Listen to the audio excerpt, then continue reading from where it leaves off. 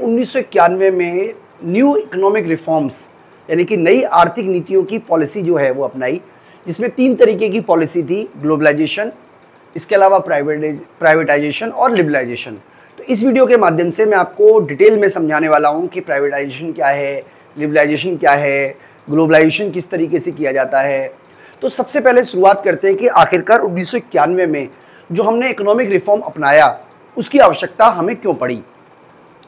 तो ये टॉपिक है आज का हमारा, जिसको हम बोलते हैं। सबसे पहले हम एक बार इकोनॉमिक रिफॉर्म समझ लेते हैं। देखिए, इंडिया की 1991 में इकोनॉमिक रिफॉर्म अपनाया। बेसिकली इकोनॉमिक रिफॉर्म्स का मतलब होता है वो पॉलिसी जिसमें गवर्नमेंट के द्वारा एक तरीके से जो इंडस्ट्रीज को प्रोटेक्टेड किया जाता था उसको फ्री छोड़ देना, जिसको क्या आप लिबरलाइजेशन बोल सकते हो। इसके अलावा विदेशी व्यापार से डोमेस्टिक इंडस्ट्री को बचाना हमारी पॉलिसी रही है। उसकी जगह पर हमने क्या किया, ग्लोबलाइजेशन यूज किया, यानी कि विदेशी कंपनियां भारत में आएंगी, भारतीय कंपनियां विदेशों में जाएंगी।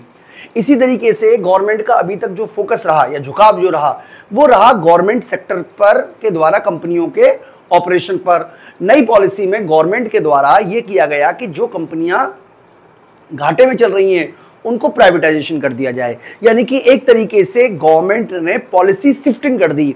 यानी कि गवर्नमेंट की जो सोचने का तरीका था कि भाई गवर्नमेंट के द्वारा डोमेस्टिक इंडस्ट्री को प्रोटेक्टेड करना है, गवर्नमेंट के द्वारा विदेशी व्यापार से डोमेस्टिक इंडस्ट्री को बचाना है, गवर्नमेंट के द्वारा गवर्नमेंट इंडस्ट्री को एस्टेब्लिशमेंट करना है, एक तरीके से पॉलिसी रिफॉर्म्स आया।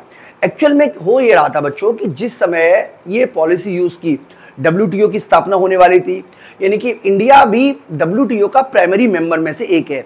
तो अगर इंडिया प्राइमरी मेंबर बनता है WTO का, तो गवर्नमेंट को अपने देश में रिफॉर्म्स तो करने ही पड़ेंगे, क्योंकि जिस तरीके की पॉलिसी गवर्नमेंट के द्वारा यूज करी जा रही थी उसका नुकसान ये हुआ कि भारत में एक तरीके से विदेशी व्यापार बहुत बड़ी मात्रा में घट गया था। तो इकोनॉमिक रिफॉर्म का क्या मतलब है? Economic reform in India introduce इन 1991, और जिसका उद्देश्य क्या था, जैसा कि यहाँ पे लिखा हुआ है, वर M to liberalising the economy, जिससे कि इकोनॉमिक जो चैलेंजेस इंडिया के सामने आए, यानी कि इकोनॉमी का उद्देश्य था लिबरलाइजेशन ऑफ इकोनॉमी। इसका मतलब है कि जो बंधन इकोनॉमी में बांध रखे थे उन बंधनों से इकोनॉमी को मुक्त कर देना। इसके अंदर जो पॉलिसीज आती है वो आती है प्राइवेटाइजेशन, लिबरलाइजेशन एंड ग्लोबलाइजेशन। इन तीनों को कलेक्टिव रूप से हम LPG पॉलिसी के नाम से या इकोनॉमिक रिफॉर्म के नाम से भी जानते हैं। इकोनॉमिक रिफॉर्म इसलिए शुरू किया गया क्योंकि इंडिया की उस समय जो बैलेंस ऑफ पेमेंट की कंडीशन थी वो बहुत बुरी थी, इन्फ्लेशन लगातार बढ़ रही थी, पब्लिक सेक्टर का पुअर परफॉर्मेंस था, इसके अलावा बहुत बड़ा फिजिकल डेफिसिट सरकार के सामने आ गया। यानी कि देश की आर्थिक स्थिति इतनी खराब हो चुकी थी कि इकोनॉमिक पॉलिसी या WTO मेंबर बनने के अलावा भारत के पास कोई चारा ही नहीं था।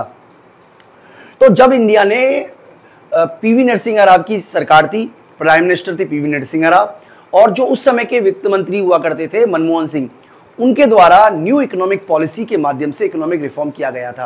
यानी कि वैसे जो आपके मनमोहन सिंह थे वो RBI के गवर्नर थे, लेकिन उनके अंदर की प्रतिभा को जानते हुए PV नरसिम्हा राव ने उनको अपने कैबिनेट में वित्त मंत्री बनाया और उनको ये जिम्मेदारी दी गई कि भाई वो आपने इकोनॉमिक रिफॉर्म शुरू करें। तो इकोनॉमिक रिफॉर्म शुरू करने के लिए सबसे पहला वजह थी deficit in balance of payment. दोस्तों, बैलेंस ऑफ पेमेंट आप जानते ही हो। बैलेंस ऑफ पेमेंट का मतलब है कि आपने कितना सामान विदेशों से खरीदा, सामान मतलब ओवरऑल हम बात कर रहे हैं, गुड्स एंड सर्विसेज की बात भी कर रहे हैं, और माइनस जितना आपने विदेशों रिसिप्ट्स माइनस पेमेंट, सिंपल शब्दों में समझना चाहें तो बैलेंस ऑफ पेमेंट की क्राइसिस स्थिति बहुत खराब थी। जैसा कि यहाँ पे डेटा के माध्यम से आप पढ़ सकते हो कि 1990-91 के बीच में जो हमारा अकाउंट डेफिसिट है, करंट अकाउंट डेफिसिट है, वो लगभग 3% हो गया था GDP का। बहुत बड़ी अमाउंट होते हैं दोस्तों, 3% तो केवल घाटा हो गया है। इसके अलावा इंपोर्ट जो है वो 24.1 बिलियन से बढ़ते हुए लगभग 18.5 बिलियन का हमारा एक तरीके से डेफिसिट क्रिएट हो गया। मतलब 18.5 से बढ़कर 24.5 हो गया, और जो डेफिसिट क्रिएट हो गया वो 5.6 बिलियन हो गया। तो इससे हमें पता चलता है कि जिस समय इंडिया ने इकोनॉमिक रिफॉर्म पॉलिसी अपनाई उस समय इंडिया के सामने एक बहुत बड़ा संकट था, उसको बोलते हैं हम balance of deficit in balance of payment. इसके अलावा बहुत जबरदस्त तरीके से बर्डन था डेट का, यानी कि ऐसा कहते हैं कि इंडिया ने बहुत सारी बोरिंग ले रखी थी विदेशों से भी और डोमेस्टिक इंडस्ट्री से भी। इतनी ज़्यादा बोरिंग किसी भी देश के लिए अच्छी बात नहीं है। 1991 में जो फिस्कल डेफिसिट है वो 4.5 ऑफ जीडीपी हो चुका था। दोस्तों बहुत बड़ा अमाउंट होता है 4.5 ऑफ जीडीपी। इंडिया ने बड़ी मात्रा में फिस्कल डेफिसिट कोविड के पीरियड में देखा है इतना, अदरवाइज इंडिया का जो फिस्कल डेफिसिट है वो बहुत ही ज्यादा, एक तरीके से आप कह सकते हो, क्योंकि हमारी फिस्कल रिस्पॉन्सिबिलिटी बिल भी कहता है कि आपको फिस्कल डेफिसिट को 3% के आसपास बना के रखना है। तो यहाँ पे बेसिकली ये बताने की कोशिश की जा रही है कि इंडिया ने बहुत बड़ी मात्रा में डोमेस्टिक सेक्टर से भी और विदेशों से भी लोन ले रखा था। By 1991 Indian external debt was approximately $0.72 billion था। इसके अलावा डेट में लगातार बढ़ रहा था, जिसकी वजह से भी देश के सामने क्राइसिस था, और इस क्राइसिस से बचने के लिए इकोनॉमिक रिफॉर्म अपनाना बहुत जरूरी देश के लिए हो गया। इसके अलावा दोस्तों गल्फ क्राइसिस भी एक बहुत इंपॉर्टेंट रोल प्ले किया। आपको पता होना चाहिए कि इस समय 1990s के दौर में इंडिया तो एक्सपोर्टर है, युद्ध हुआ था गल्फ कंट्री में, इराक ईरान युद्ध हुआ था। और जब भी दोस्तों वॉर होता है, खास तौर पे गल्फ कंट्री में वॉर होता है, तो जो ऑयल है उसकी कीमतें बहुत ज्यादा शूट अप कर जाती हैं। ऐसा कहते हैं कि 1991 तक आते आते लगभग 150% तक ऑयल का प्राइस हो चुका था, यानी कि जो ऑयल अगर 100 रुपए का मिल रहा है तो वो 250 रुपए का मिलना शुरू हो गया। और इंडिया क्योंकि बहुत बड़ा इंपोर्टर है ऑयल का, इंडिया की बहुत जबरदस्त तरीके से डिपेंडेंसी ऑयल पे, तो इंडिया का जो इंपोर्ट बिल है वो बहुत तेजी से बढ़ गया। और क्योंकि इंडिया इतना ज्यादा पेमेंट नहीं कर पा रहा था, इसीलिए इंडिया के सामने एक तरीके से संकट क्रिएट हो गया। आपने जो श्रीलंका के सामने संकट कुछ दिन पहले देखा है, सेम संकट 1991 में इंडिया के सामने भी था। विदेशों को देने के लिए पैसा हमारे पास नहीं था, ऑयल जो है उसको लगातार महंगा हो रहा था। तो इसकी वजह से इंडिया के सामने कोई और चारा नहीं बचा ताकि वो इकोनॉमिक रिफॉर्म अपनाए और कंट्री को फ्री करे, ताकि तभी उनको लोन मिल सकता है, इसलिए भी। इसके अलावा दोस्तों फॉरेन एक्सचेंज रेट, देखिए मैं आपको बता देता हूं, फॉरेन एक्सचेंज बहुत जरूरी है, खास तौर पे जब आप विदेशों से कोई सामान खरीदते हो। अगर आपको डोमेस्टिकली एम्प्लॉय की सैलरी देनी है तो आप चलो मान लिया कि आप एक बार को नोट छाप के दे सकते हो, लेकिन आप विदेशों को तो सही नोट छाप के पैसा नहीं दे सकते। तो ऐसा कहते हैं कि भारत का पास फॉरेन एक्सचेंज इतना कम रह गया कि इंडिया केवल 2 हफ्ते तक का ही इंपोर्ट कर सकता था। और इंडिया ने कहा कि भाई, वर्ल्ड बैंक के सामने कहा, IMF के सामने कहा कि भाई आप हमें लोन दो, जैसे पाकिस्तान आजकल बोलता है कि लोन दो।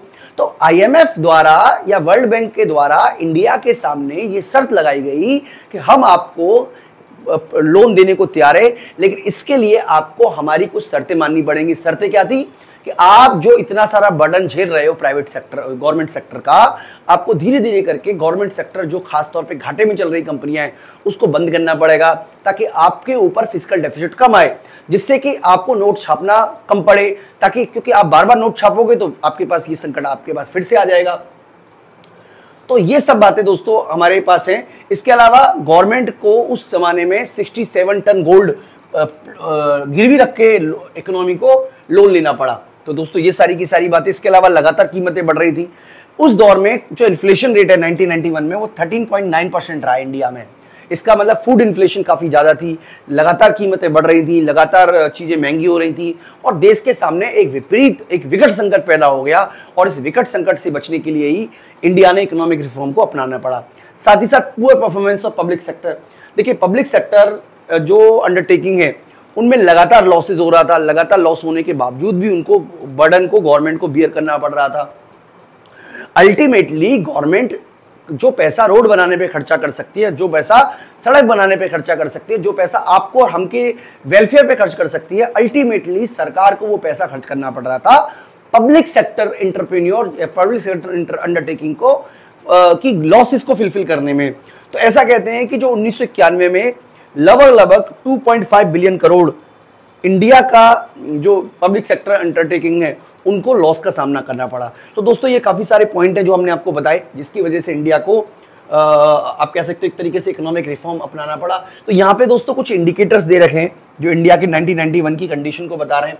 सबसे पहले करंट अकाउंट डेफिसिट की बात करें तो 9.7 बिलियन इंडिया का डेफिसिट था, जो कि GDP का लगभग 3% बैठता है।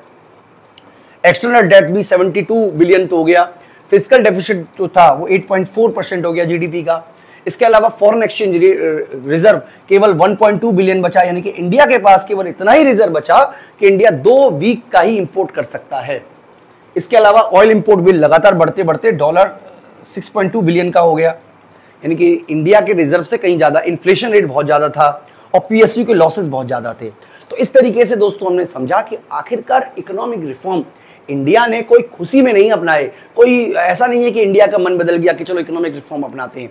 इंडिया की आर्थिक स्थिति 1990 तक आते आते इतनी खराब हो चुकी थी कि इंडिया के सामने कोई और विकल्प नहीं था। हालांकि 1991 से पहले छोटे मोटे रिफॉर्म्स इंडिया ने शुरू कर दिए थे, लेकिन बड़ी मात्रा में जो रिफॉर्म्स है वो 1991 में ही स्टार्ट हुए, जिसको कि आप इकोनॉमिक रिफॉर्म या एलपीजी पॉलिसी के नाम से जानते हैं। दोस्तों मैं उम्मीद करता हूं कि इस वीडियो से आपको एलपीजी पॉलिसी या इकोनॉमिक रिफॉर्म क्यों स्टार्ट हुए वो समझ में आ गया होगा।